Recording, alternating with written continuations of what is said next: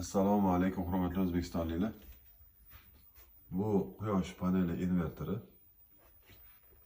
Nomi deya ko'ryapsizlar. Bunda ham biz Tesla'ning batareyasini o'rnatib qo'yganmiz. Batareya foizini ham ko'ryapti, oshiqcha energiyani davlatga sotyapti. Agar shu videomizda batareyani ichi, unga qanaqa BMS o'rnatilgani, qanaqa ishlashi, to'liq ma'lumot kimga qiziq bo'lsa, shuni ichini ochib ko'rsatamiz. Kimga qiziq bo'lsa kommentariyaga yozinglar. Hech bo'lmasa 100 ta odam menga qiziq desa, ochib to'liq ko'rsatib videoga olib qo'yib boraman. Bekitadigan hech narsa yo'q. Ya'ni foydalanishda bo'lgan va yana uzoq yil ishlashi mumkin bo'lgan batareya haqida gap ketyapti.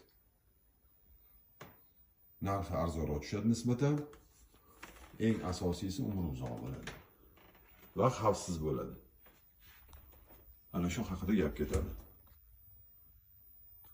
Sog' bo'linglar, salomat bo'linglar. Kommentariyada fikringlarni kutib qolaman.